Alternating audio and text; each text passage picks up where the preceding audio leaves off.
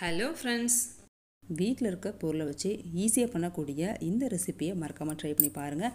கடைக்கு போக தேவையில்லை. குழந்தைங்க கேக் கேட்டால் நீங்களே ஈஸியாக பண்ணலாம். இந்த ஃப்ரூட் கேக் ரெசிபி பிடிச்சிருந்தா லைக் கொடுங்க. இதே மாதிரி ரெசிபி நிறைய தெரிஞ்சுக்க ஏழு கிச்சன் சேனலை சப்ஸ்கிரைப் பண்ணிவிட்டு பக்கத்தில் இருக்க பெல் ஐக்கான் ஆல் கிளிக் பண்ணுங்கள். நான் இன்றைக்கி அடிக்கமான பாத்திரத்தில் மணல் கொட்டி லோ ஃப்ளேம் வச்சு ப்ரீஹீட் பண்ணுறேன். நீங்கள் மணல் பதிலாக உப்பு யூஸ் பண்ணலாம். நான் பால் காய்ச்சின அதே பாத்திரத்தில் 1 கப் அளவு வெதுவெதுப்பான பால் எடுத்திருக்கேன். இது கூடவே அதே கப்பில் 3/4 கப் அளவு சுகர் சேர்த்துக்குங்க. இது நார்மல் சுகர் தான். ஸோ பால் சூடாக இருக்கு இல்லையா, அதிலே சுகர் கரையட்டும்.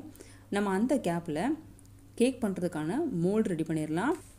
வீட்டில் இருக்கிற நார்மல் டிஃபன் பாக்ஸ்லேயே நான் இன்றைக்கி கேக் பண்ண போகிறேன். ஸோ அதில் பாட்டமில் பட்டர் ஷீட் வச்சுட்டு அடியிலையும் சைட்லேயும் மட்டும் ஆயில் அப்ளை பண்ணிட்டு கொஞ்சமாக மைதாவை தூவி விட்டுக்குங்க. இதே மாதிரி கேக் உங்களுக்கு பர்ஃபெக்டாக ஒட்டாமல் வரும். பாலில் சுகர்லாம் கரைஞ்சிருச்சு.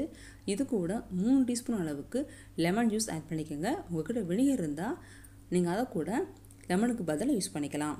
வாசனைக்காக 1 டீஸ்பூன் அளவுக்கு எசன்ஸ் ஆட் பண்ணிக்கோங்க. எசன்ஸ் இல்லாத பட்சத்துக்கு நீங்கள் தாராளமாக ஏலக்காய் தூள் ஆட் பண்ணிக்கலாம். ஸ்டார்டிங்லேருந்து எண்டு வரைக்கும் ஒரே கப்பை யூஸ் பண்ணுங்கள். மெஷர்மெண்ட்டுக்கு கரெக்டாக இருக்கும். இப்போது பாத்திரத்தில் ஜன்னி வச்சுட்டு அதில் 1/2 கப் மைதா, 1/2 teaspoon baking powder, 1/4 teaspoon baking soda சேர்த்துட்டு 2 முறையாக பிரித்து மாவு உள்ளே சேர்த்து இதே மாதிரி ப்ராப்பராக மிக்ஸ் பண்ணுங்கள். முடிஞ்ச அளவுக்கு விஸ்க் யூஸ் பண்ணுங்கள், கரெக்டாக இருக்கும். கேக்குடைய பேட்டர் தின்னாக இருந்தாலும் திக்காக இருந்தாலும் நீங்கள் மோல்டில் ஊற்றும் போது ரிப்பன் மாதிரி விழுகணும். அதுதான் பர்ஃபெக்ட் கன்சிஸ்டன்சி.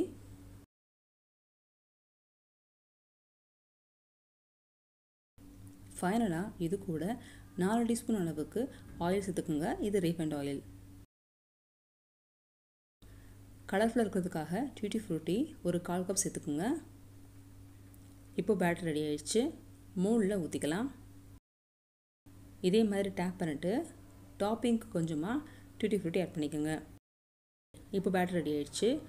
நம்ம ப்ரீஹீட் பண்ண மணல் மேலே ஒரு ஸ்டாண்டு வச்சுட்டு பேட்டரை வச்சுட்டு டைட்டாக க்ளோஸ் பண்ணிவிடுங்க. மீடியம் ஃப்ளேமில் 30 to 40 மினிட்ஸ் வச்சு எடுத்திங்கன்னா பர்ஃபெக்டான கேக் ரெடி ஆயிரும்.